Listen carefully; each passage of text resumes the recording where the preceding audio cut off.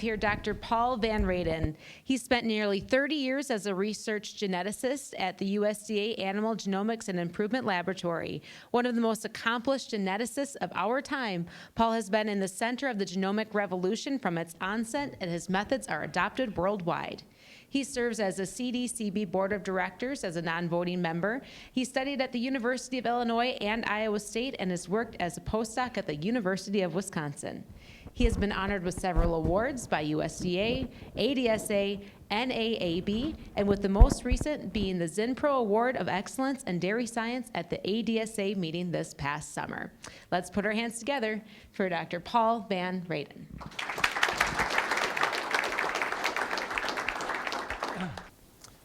All right, so the first half of my talk will be primarily about the feed intake, RFI, and then the second half of my talk will be more about economics and possible changes to the net merit formula in the next year, and some other new traits that we'll be introducing.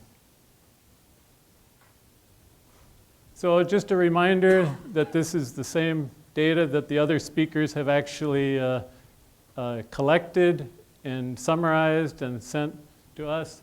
This particular data is as it was established about 2 years ago, and so we don't have more recent data in these results that I'll present. That will be coming shortly. So this is part of the original AFRI grant that you've heard about.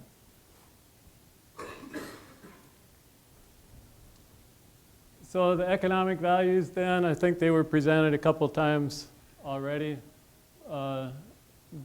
It's fairly easy to do economics of milk production. Those prices are fairly public. Price of feed on a dry matter intake basis, obviously they change, but there is a certain relationship between those prices.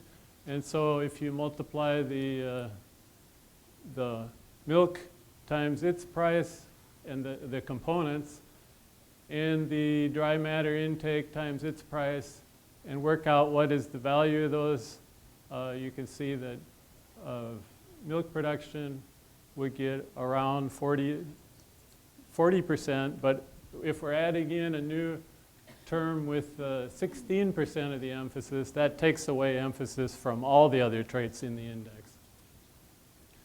And so also in the net merit index, since 2000, we've had a negative coefficient on the body weight composite or body size composite, and that has received currently 5% of the total emphasis in net merit as a way to improve feed efficiency. And the economic values of yield and body weight composite already account for the correlated feed intake, but not the actual feed intake that these previous researchers are measuring. So to get a preview of how these evaluations will appear, first we'll take the next few slides. We'll show some actual PTAs for young calves and for proven bulls. Milk fat protein dollars, the gross value would be gross income from lifetime milk fat and protein. And that's the way it was presented in the 1970s and 1980s as a gross value. Then in 1994, we started converting to a net value after subtracting the correlated feed intake. And body weight composite will be the prediction of body weight, and then what is the value of that on multiplying the pounds of body weight times the cost per pound of mostly maintenance. Residual feed intake you've heard about. This is the lifetime value, and this in this presentation, it's upside down. So cows that eat less feed are going to be more valuable, and cows that eat more feed, less valuable. And the same way with the body weight composite dollars. Bigger cows, less valuable. Smaller cows, higher value. And then feed saved, we'll take both of those and just add them together. This, which is already in net merit, and this, which would be the new term. And then I have the current official formula, and then net merit, plus the new information coming from the RFI.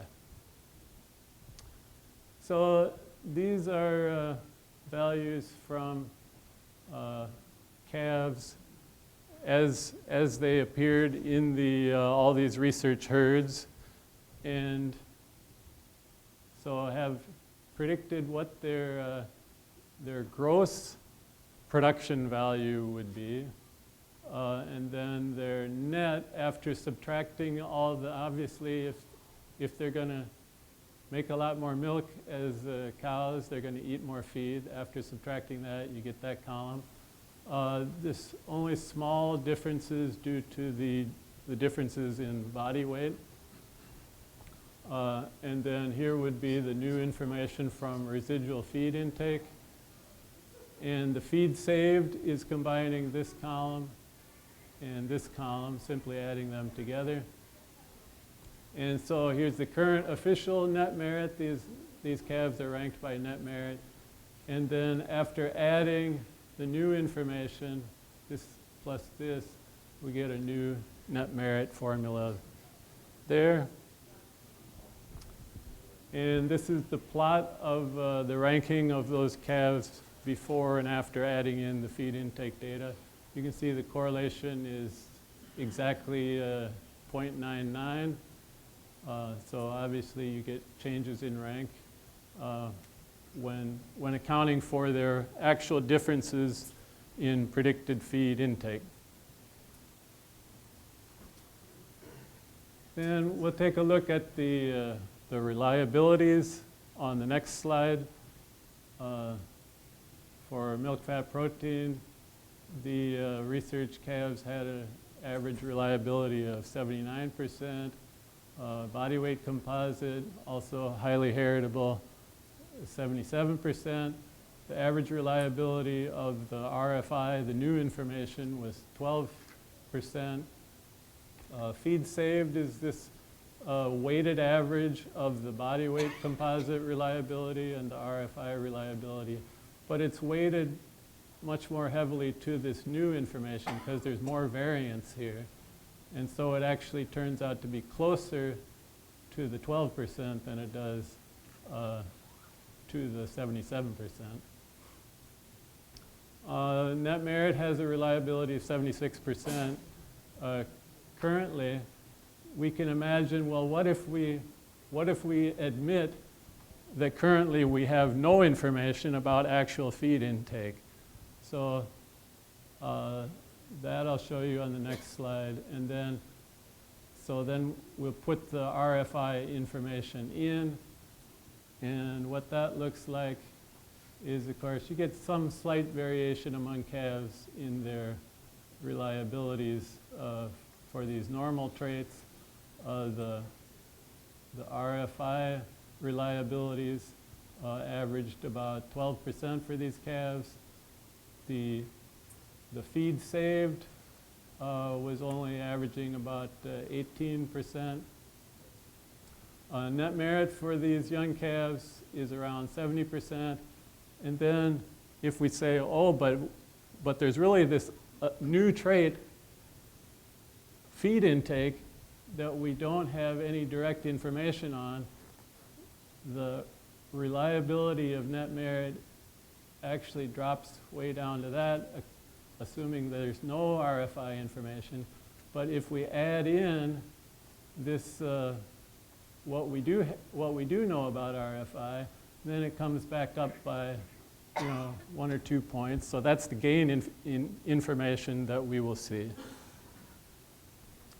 Well, we can do the same thing for the top net merit bulls. This, the last time I did this was with April 2019 data, so you won't get to see their actual RFI PTAs, but the daughters and herds, you can see these bulls are gaining a lot of milk daughters, but a bunch of them still have no productive life daughters because that doesn't come until the next lactation.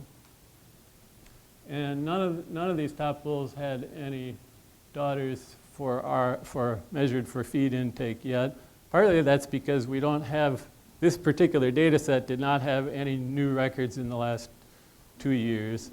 But even if it did, they might have 1 or 2 daughters because most of these cows are in other herds, not in the research herds.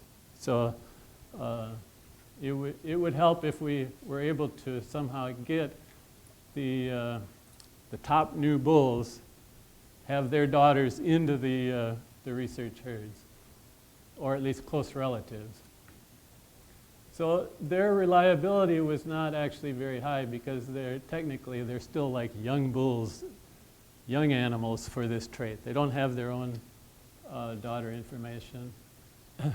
And so these bulls, you can see some of these are up to 97% reliability of net merit, but that would drop down to 88% if we account for there's all this variation in feed intake that we're very unsure of how much feed are those daughters really eating. And so in the future, as we gain more data, hopefully that reliability will come back up. And this is a graph of the reliability by the age of the bulls. And you can see that especially the very youngest ones drop off there. So if the reference cows are way back, in the past, the farther away you get from the reference populations, then the reliability drops a little bit. And so we need to measure the feed intake on cows that are hopefully more closely related to these young bulls.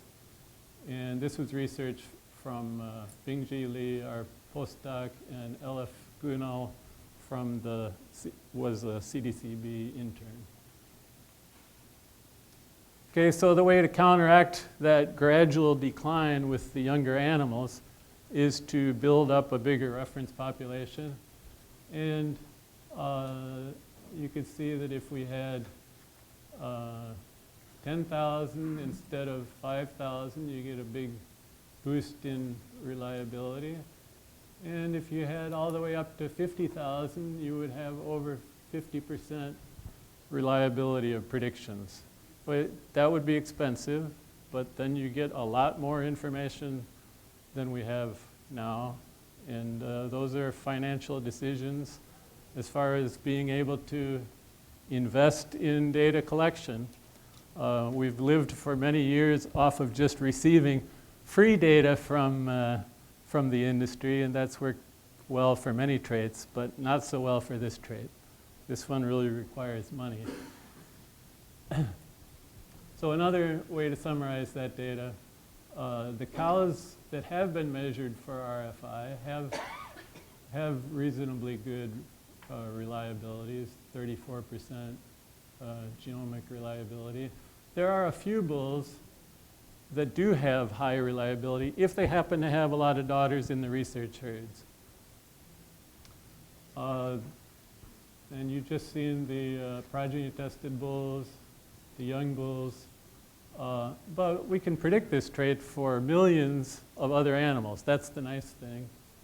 The non-genotyped Holsteins average about 3%, and unfortunately the other breeds will still be at 0% reliability. We tested the difference between our current multi-step prediction methods and a single-step inversion or single-step model using software from the University of Georgia. And this is focusing on the average reliability of the cows in our data, which included the research herd cows and a bunch of ancestors. So the genomic reliability averaged 31% in both cases, a slight difference in the pedigree reliability between the two models. But that was, we were happy with that good agreement on the reliability calculations. And this is a comparison of the PTAs, or it says EBVs, estimated breeding values. It's basically the same, off just a factor or two different. So we were happy with the correlation of the two pedigree systems. The correlation of the single step and multi-step PTAs was not quite as high as we had hoped. So there is a difference in the statistical modeling as far as what the PTAs will look like. And the correlation of the individual animal reliabilities was also about 0.92. And you've seen Pancho showed some of the very similar data. So I'll just focus on, this is a very similar study. The good news is that just in the last couple of weeks, we chose the highest SNPs from, this is high density data, so hundreds of thousands of SNPs had the effects estimated. And then we chose the SNPs with the largest effects, and CDCB and Ezekiel provided those to the genotyping labs just very recently, so that when they design their next chips, they can include these important SNPs instead of just neighboring SNPs that don't predict as well. So, and also, it wasn't just the RFI, all the other traits in our system, the important SNPs from this high density data and from sequence data were provided to the labs to improve the next generation of chips.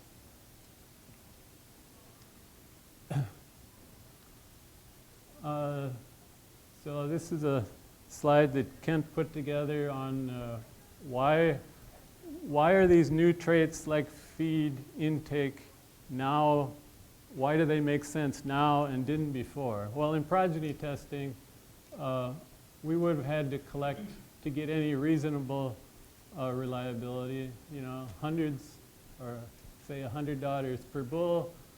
The cost would be $75 million. Obviously, that's more than we're talking about with this project. And the cost would be $50,000 per bull used in AI. But with genomics, the information from, maybe even he was optimistic, 25,000 cows in the reference. It would take some cost to get that many and then to keep it going. But the cost per AI bull is much more reasonable, $300. That seems very affordable and well worth the effort. And so there's many other traits like this. The genomic information can be used to predict and select thousands or millions of animals, where in the past each bull had to have his own daughter observations in order to do the selection. Okay, so here's another new trait that may be coming fairly soon. Heifer calf livability data. The data set included 4.4 million heifer records from herds that reported a death loss of between 2 and 25%. The calves that died less than 2 days of age were not included because that's already in the stillbirth data. So we already have been using that. And only up until 18 months. So The total number of deaths reported was 140,000 or 3.2%. And this is just a dead or alive trait with a heritability of 0.4. And the genomic PTAs on this trait range from negative 1.5% to plus 1.5% for Holstein, and about half that range for jerseys because of less data, with a reliability of 49% for the genomic predictions in Holstein and 31% for jerseys. So both of those seem worth doing. One of the surprising things was the correlations with other traits. 0.47 with productive life, not sure why it was lower, only 0.20 with cow livability. But high correlation with the calving ease and stillbirth traits, 0.32 with early first calving, and even a positive correlation with yield traits, and such that the overall correlation with net merit was very high. So we've already been making progress for this trait just because all of the other traits are correlated with the heifer livability. And then getting into some of the economic values, the early first calving, which was introduced earlier this year, could get about 3% emphasis in net merit. But it's currently heifer conception rate is accounting for some of the value. 5 minutes? All right. And so the value on HCR would decrease a little. And heifer livability would get less than 1% of the total emphasis in net merit, and the contributions to net merit would be like plus or minus 5%. Productive life has not accounted for the fact that when you replace an animal, the new generation is better than the generation that this animal started from. And so if we account for that, productive life may deserve to have only half of the emphasis that we currently give it in net merit. That was based on University of Florida research that was just published within the last month in JDS. And body weight composite, the Rob Templeman and Mike Vandehar recalculated the math on that and found that the maintenance charge we were using is not big enough. So this new value will be about twice as high as we previously assumed. Partly because the value was converted from NRC values in the 90s to dollar value, and the dollar value is not updated as the feed costs increase, and also because of higher maintenance requirements. And that may double the emphasis on body weight composite. So to summarize these, RFI could get 16% of total emphasis. Body weight composite, currently at -5, should probably increase to -10. Early first calving could get 3%. Heifer livability, less than 1%. And productive life should get about half the value that it has now. So these are some pretty big changes.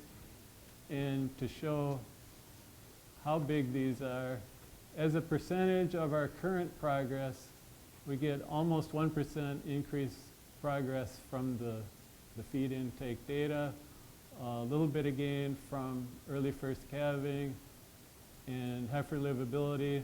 This revising the maintenance cost all by itself is and I should point out the dollar value, so that's like more than $4 million per year benefit to the industry. Just revising the maintenance cost, a $3 million benefit. and changing the productive life, $2 million. So you've got about a 2% increase in the speed of net merit gain, worth about $10 million per year. And so to compare that to all of our recent changes, you can see over the years all the changes. This is 2% is bigger than some of the recent ones. But of course, as you add more and more traits, it's harder to make a bigger difference than when you first started out with a few traits. And then, of course, I don't have conclusions on this because we're still in the process of deciding exactly what the public will see. You've seen most of the options, so one or more of these options will be presented to the public. And I think probably we've covered that enough. So to conclude, the RFI deserves a lot of emphasis in net merit, but currently it does have low reliability. Heifer livability could be included, and net merit should make several other changes to a lot of other traits.